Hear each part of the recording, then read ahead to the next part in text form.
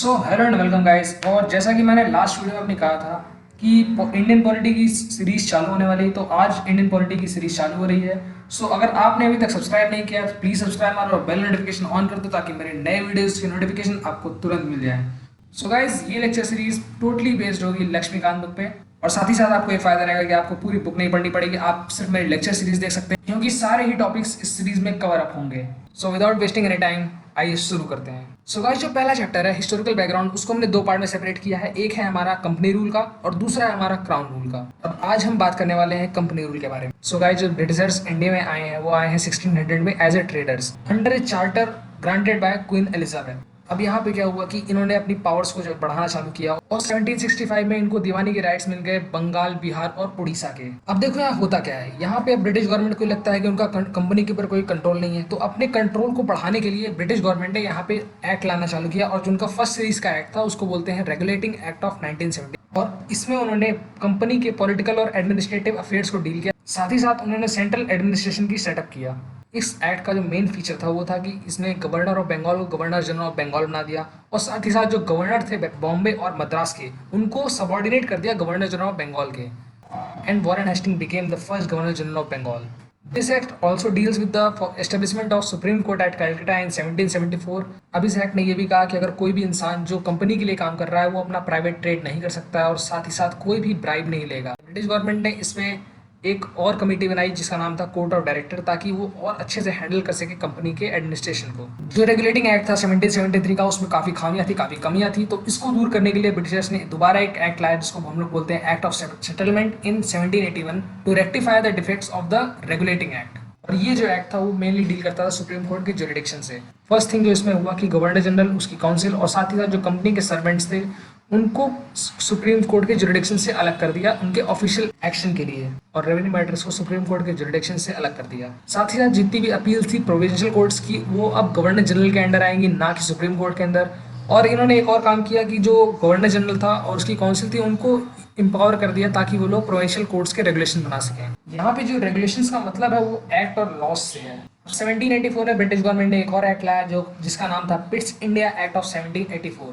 इस एक्ट ने कंपनी के कॉमर्शियल और पॉलिटिकल फंक्शंस को अलग कर दिया। साथ ही साथ इसने कहा कि जो कोर्ट ऑफ डायरेक्टर है वो कॉमर्शियल अफेयर्स जो है उनको हैंडल करेंगे, और इसने एक नई बॉडी बनाई जिसका नाम था board of control to manage the political affairs, civil and military government and revenue issues of the British positions in India. अब ये एक्ट इसलिए इंपॉर्टेंट था क्योंकि जो कंपनी की टेरिटरीज थी इंडिया में उसको पहली बार ब्रिटिश पोजीशंस इन इंडिया कहा गया था, and British government was given supreme power over the company. अब 1786 में लॉर्ड कॉर्नवालिस जो थे वो गवर्नर जनरल ऑफ बंगाल बने, और इन्होंने एक एक्ट लाया जिससे जो काउंसिल के डिसीजन है उनको गवर्नर ओवरराइड कर सके, और साथ ही साथ governor general of Bengal will be commander in chief. फिर आता है चार्टर एक्ट ऑफ 1973। इसमें क्या हुआ कि जो गवर्नर जनरल की पावर थी ओवरराइड करने की, काउंसिल के डिसीजन भी उसको एक्सटेंड कर दिया गया सारे गवर्नर जनरल्स के लिए, और साथ ही साथ गवर्नर जनरल की पावर बढ़ा दी गई। इसके बाद उन्होंने जो ट्रेड मोनोपोली थी कंपनी की इंडिया में उसको उन्होंने 20 साल के लिए एक्सटेंड कर दिया, और जो सैलरीज दी जाती थी बोर्ड ऑफ कंट्रोल को अब वो डायरेक्ट इंडियन रेवेन्यू से दी जाएंगी। अब इसके बाद आता है चार्टर एक्ट ऑफ 1813। इसने क्या किया, इसने पहली बात तो जो मोनोपोली थी ब्रिटिश गवर्नमेंट की इंडियन ट्रेड में उसको खत्म किया, except the trade of tea with China. Secondly, it asserted the sovereignty of the British crown over the company territories in India. जो वेस्टर्न एजुकेशन थी उसको बढ़ाया गया, और साथ ही साथ लोकल गवर्नमेंट को ऑथराइज किया गया टैक्स इम्पोज करने के लिए। फिर आता है चार्टर एक्ट ऑफ 1833। अब ये act exam point of view से बहुत ही ज़्यादा इंपॉर्टेंट है। अक्सर इससे सवाल प्रीलिम्स से पूछे जाते हैं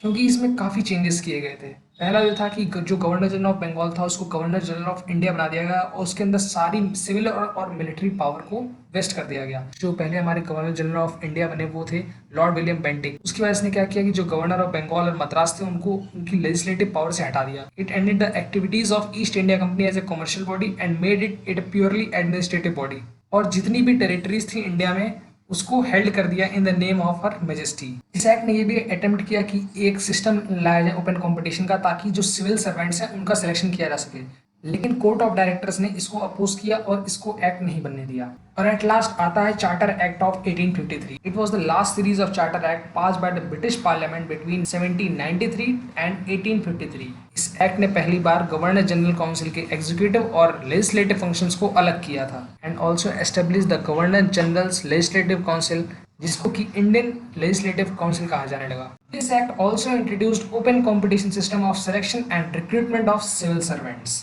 Under this act, the Committee on Indian Civil Services was appointed in 1854, which is also known as Macaulay committee. अब जो इस लास्ट सीरीज का चार्टर एक्ट आया है, इसमें ब्रिटिश गवर्नमेंट ने कंपनी को ये तो कहा कि हाँ आपकी जो रूल है वो एक्सटेंडेड है, लेकिन ये कब तक आप रिटेन करेंगे इसके बारे में इन्होंने कुछ नहीं बताया। मतलब अब जो कंपनी का रूल था वो ब्रिटिश क्राउन किसी भी टाइम पे खत्म कर सकता था, as the British government did not specify any particular period for the company rule.